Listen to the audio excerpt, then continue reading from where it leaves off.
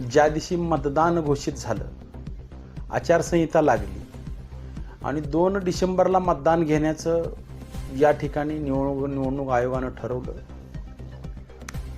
2 डिसेंबर तारीख काढत असताना आपल्या महाराष्ट्रातल्या ग्रामीण भागामध्ये आज देखील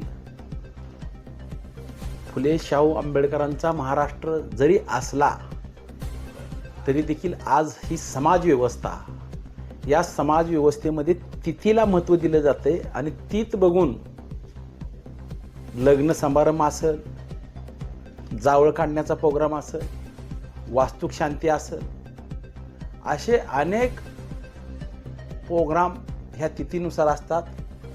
आणि हे 2 डिसेंबर तारीख हे लग्नाच्या तिथीची तारीख असल्यामुळं अनेक जणांना मतदान करायचं होतं, पण ते स्वतःच्या घरातलं लग्न असल्यामुळं, शेजारचं लग्न असल्यामुळं, पाहुण्याचं लग्न असल्यामुळं ते मतदानापासून वंचित राहिलेले आहेत.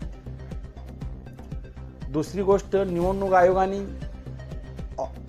ऑनलाईन फॉर्म भरा अशा पद्धतीनं पहिल्यांदा आदेश काढला. ऑनलाईन फॉर्म भरण्यासाठी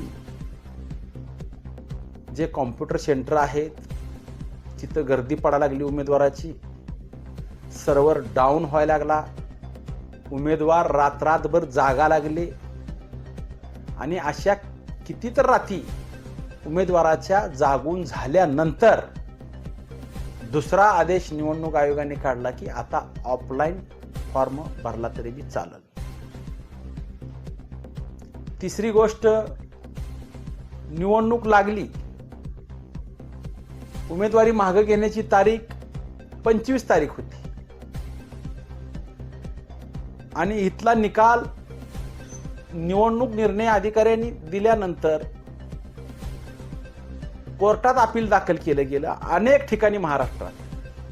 आणि कोर्टात अपील दाखल केल्यानंतर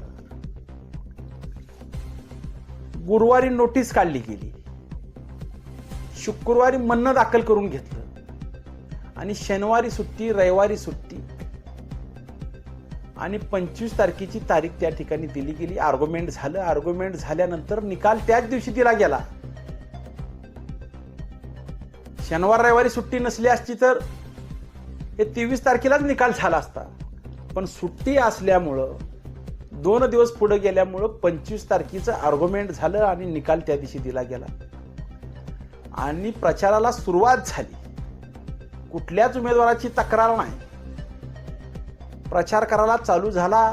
25 तारखेपासून 26, 27, 28, 29, 30 आणि 1 तारखेला आदेश असा आला की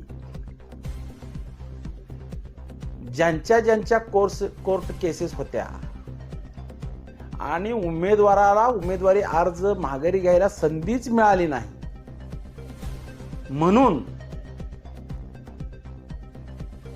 या ठिकाणी काही उमेदवाराच्या निवडणुकीला 2 तारखेला स्थगिती देऊन 20 तारखेला निवडणूक घेण्याचं ठरवलं. हा एक संभ्रम. जर घ्यायचाच होता तर 25 तारखेलाच निकाल घेतला असता, अशा प्रकारचा आदेश काढला असता तर उमेदवाराचा वेळ वाया गेला नसता, उमेदवारांचं परिश्रम वाया गेलं नसतं, उमेदवाराला जे ताण येतो ते ताण आला नसता. पण अशा पद्धतीनं संभ्रमात राहण्याचा निर्णय झाला. 3 तारखेला मतमोजणी होणार होती म्हणून सांगितलं आणि आता 20 तारखेला मतदान होणार आणि 21 तारखेला मतमोजणी होणार. म्हणजे पहिले निर्णय चुकल्यामुळं आता 18 दिवस उमेदवारांच्या झोपी उडवण्याचं काम याच्या आदेशानं झालेलं आहे. त्यामुळं उमेदवारांची या ठिकाणी पळापळी केली, उमेदवाराला दमछाक झाला, उमेदवाराचा मानसिक ताण झाला. ही निवडणूक याच्यासाठी म्हणून आहे की आपला प्रतिनिधी आपल्या गावाचा कारभार करण्यासाठी पाठवायचा. ही निवडणूक त्या पद्धतीनं सुलभतेनं व्हायला पाहिजे होती. त्या सुलभतेनं न होता अडथळ्याची शर्यत पार करावी लागली उमेदवारांना. या वेगवेगळ्या संभ्रमात राहणाऱ्या आदेशामुळं उमेदवारांची मानसिक स्थिती व